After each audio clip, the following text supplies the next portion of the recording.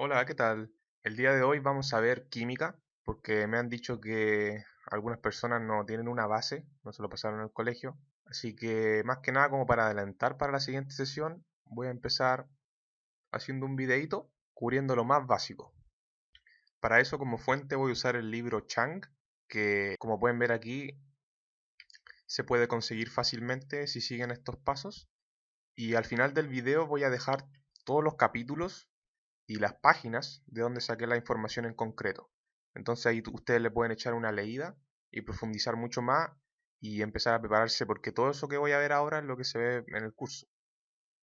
Bueno, y también quiero aclarar que esto voy a tratar de que sea un video corto, porque la idea no es que sea latero de una hora, sino que vaya conciso y preciso y lo demás ustedes lo pueden ver o preguntar a mí directamente o en la próxima tutoría. Bueno, primero que nada, la química es el estudio de la materia y esta se puede clasificar en varias formas. Primero como sustancia. Una sustancia es materia de composición definida, constante y de propiedades características. Un ejemplo sería el agua, el amoníaco, el azúcar, el oro o el oxígeno. Las mezclas, como pueden ver en el esquema, es la combinación de dos o más sustancias, donde cada una mantiene sus propiedades. En mezclas se distinguen las mezclas homogéneas y las heterogéneas. Las mezclas homogéneas tienen una apariencia uniforme. Eso quiere decir que no se pueden distinguir sus componentes. Por ejemplo, el agua con sal o azúcar, considerando que todo está disuelto. Y una heterogénea es la que sí se pueden distinguir sus componentes y se pueden separar. Como por ejemplo agua con arena. Se pueden separar si yo evaporo el agua. Las sustancias pueden ser elementos o compuestos, siendo los elementos la unidad más simple, que no se pueden separar por métodos químicos. Aquí entran todos los elementos de la tabla periódica, el níquel, el cobre, el flúor, el cloro, etc. Y los átomos de estos elementos se pueden combinar para formar compuestos. Y los compuestos sí se pueden separar en elementos por métodos químicos. Por ejemplo, el agua es un compuesto. Es una sustancia formada por átomos de dos elementos diferentes, dos de hidrógeno y uno de oxígeno. Luego saltamos a los estados de la materia, que se diferencian en la cercanía de las moléculas entre sí, donde están muy juntas y compactas en el estado sólido, un poco más separadas y con libertad en el estado líquido, y demasiado libres en el estado gaseoso, tanto que no mantienen una forma regular. La materia cuenta con propiedades físicas y químicas. Las físicas son las que se pueden medir y observar sin que cambie la identidad de la sustancia. Por ejemplo, el punto de ebullición, ya que pasa de estado líquido a gaseoso, pero no cambia la identidad de la molécula. El agua sigue siendo H2O. Y las químicas sí cambian la identidad de la molécula. Por ejemplo, cuando el hidrógeno se quema en presencia de oxígeno, dando agua. Las moléculas, que no lo había explicado antes, es la unión de dos o más átomos y es la unidad más pequeña de una sustancia, que le otorga sus propiedades físicas y químicas. La teoría atómica de Dalton postula tres principios bien importantes. Primero, que los elementos están formados por átomos que son idénticos y que tienen las mismas propiedades. O sea, que los átomos de un mismo elemento tienen las mismas propiedades y son idénticos. Y que los átomos de un elemento son diferentes a los átomos de otro elemento. Eso es la primera. Segunda, que los compuestos están formados por átomos de más de un elemento y en proporciones sencillas, como por ejemplo el agua, que son 2 de hidrógeno, 1 de oxígeno. Y tercero es que una reacción química es el reordenamiento de los átomos, y en ningún caso se destruyen o crean. También estableció unas reglas, por ejemplo la de las proporciones múltiples, que habla de que dos elementos pueden combinarse de distinta manera para formar más de un compuesto, como en el caso del monóxido de carbono o el dióxido de carbono, donde el carbono y el hidrógeno se combinan en distintas proporciones para formar distintos compuestos. Y un postulado también muy importante que no era propio de él, pero esta es una regla de la química, que es la ley de la conservación de la masa, y es que la masa no se crea ni se destruye en una reacción química. Eso significa que se mantiene constante de manera global, porque solamente hay un reordenamiento de moléculas. Por su parte, el átomo está compuesto de partículas subatómicas, que son tres: el electrón, el protón y el neutrón. Los átomos son eléctricamente neutros. Eso significa que tienen la misma cantidad de electrones y de protones, electrones de carga negativa y protones de carga positiva. En el libro sale qué experimentos se utilizaron para descubrir estas partículas subatómicas, así que para entrar en detalle se puede leer eso. Es importante señalar que entre el núcleo y los electrones se encuentra una distancia que es espacio vacío, y eso es una propiedad que se llama radioatómico y que más adelante va a ser muy útil. Ahora, si miramos la tabla periódica, se pueden ver que los elementos tienen un número atómico que se encuentra en la parte superior izquierda de cada elemento. Este número indica el número de protones en un átomo.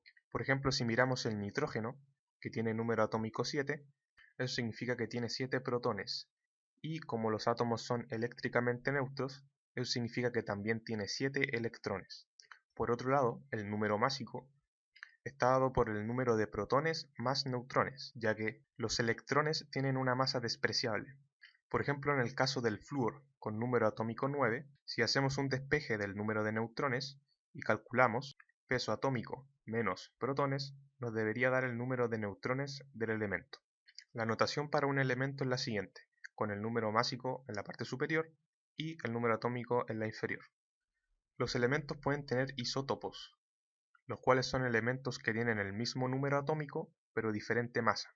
Un isótopo del hidrógeno sería el deuterio, por ejemplo. Las propiedades químicas de los elementos son determinadas por los electrones y los protones, por lo que los isótopos tienen propiedades bastante semejantes a su elemento original. La tabla periódica se organiza en periodos y grupos. Los elementos en un mismo grupo o periodo comparten ciertas propiedades. Los elementos en un mismo periodo tienen el mismo número de niveles electrónicos y los elementos en el mismo grupo tienen el mismo número de electrones de valencia. Estos son los que están en la capa más externa y son los que reaccionan.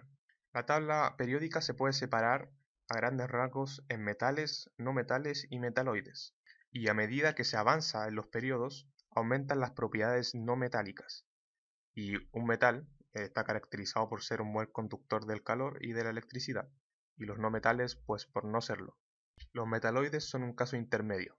Los grupos reciben nombres, por ejemplo el grupo 1A tiene el nombre de metales alcalinos, grupo 2A de alcalinos térreos, el grupo 7A el de halógenos y el grupo 8A de gases nobles. Esos grupos siempre se ven, se utilizan, son muy comunes en las reacciones y básicamente en toda la química. Por eso siempre se resaltan esos grupos.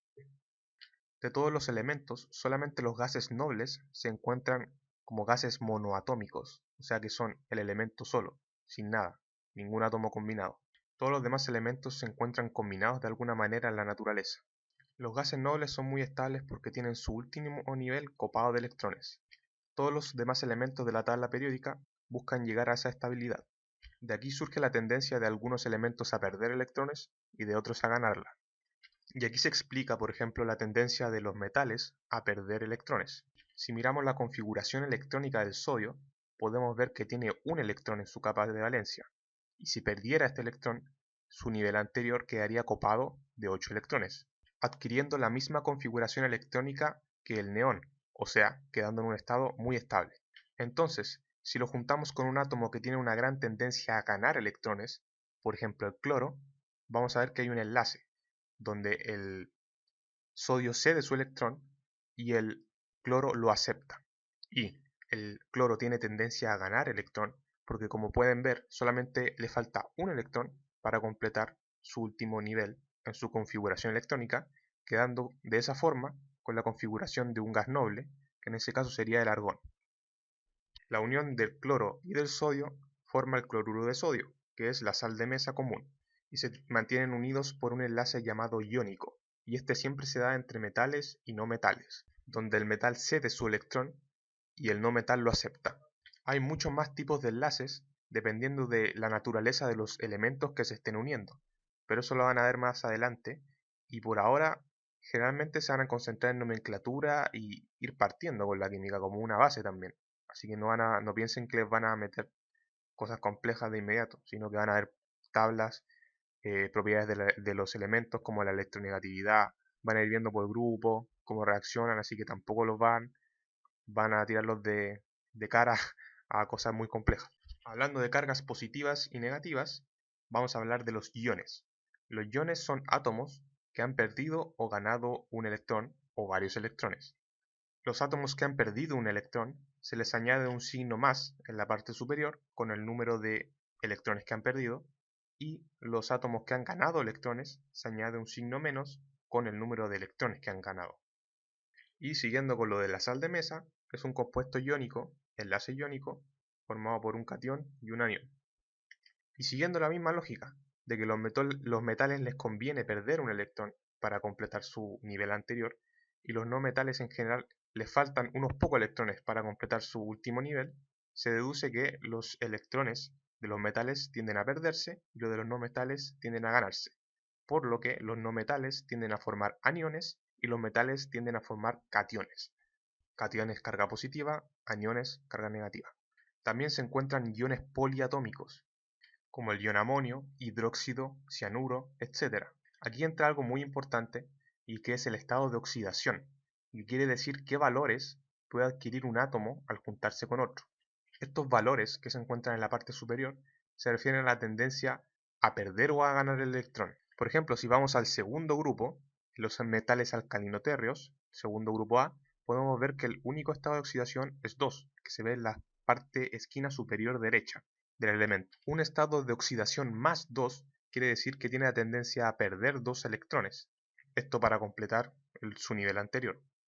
Luego, si nos vamos al grupo 7A, de los halógenos, podemos ver que tiene muchos estados de oxidación, pero el que generalmente se usa, porque son muy electronegativos, o sea que tienden a ganar electrones para completar su último nivel, es el -1. Este es el más común. Muy rara vez, por no decir que yo no he visto ninguna vez, casi, creo que casi no he visto, el grupo de los halógenos actuando con otro estado de oxidación, o sea, que no sea el ganar electrones. Entonces, como por ejemplo aquí el cloro tiene estado de oxidación -1, eso quiere decir que tiende a ganar un electrón. Por ejemplo, entonces si se junta con el berilio, por ejemplo del grupo 2A, que tiene un estado de oxidación +2, se juntaría entonces con 2 átomos de cloro, ya que cada átomo de cloro solamente necesita ganar un electrón. Entonces, si el berilio quiere perder 2, viene un cloro y le quita 1, y viene el otro cloro y le quita el otro. Entonces ustedes van a ver generalmente berilio con 2 cloros, que esa es la fórmula que se utiliza. Y así los estados de oxidación nos permiten predecir qué compuestos se pueden formar en base a la tendencia de cada elemento a ganar o perder electrones. Y esto no es tan simple como decir a veces metal pierde o el otro gana, porque como pueden ver hay elementos que tienen muchos estados de oxidación. Y eso quiere decir que dependiendo de con qué elementos se junten, van a actuar como recibir o van a actuar como ceder. Y por lo tanto van a actuar con un estado de oxidación u otro estado de oxidación. Pero los elementos más simples como el grupo 1A y 2A, esos siempre pierden, solamente tienen un estado de oxidación. O sea, por ejemplo, el cobre, si lo miramos aquí en el grupo 1B, tiene un estado de oxidación o +1 o +2. O sea que puede formar compuestos con elementos que quieren ganar un electrón o con elementos que necesitan ganar 2. O sea, es más versátil y se pueden formar más compuestos de esta forma. Un último ejemplo, ejercicio, que ocupa estados de oxidación. Si vemos el compuesto óxido de aluminio, podemos ver que tiene 3 átomos de oxígeno y 2 de aluminio. Los estados de oxidación siempre están presentes, pero son implícitos, que no se marcan. Entonces, si vamos a nuestra tabla periódica y vemos los estados de oxidación posibles del oxígeno, vemos que es -2, o sea que tiene tendencia a ganar 2 electrones. Entonces podemos colocarlo arriba. Un oxígeno tiene tendencia a ganar 2 electrones. Y como hay 3 oxígenos, sería -2 por 3, -6 de carga en estos 3 oxígenos.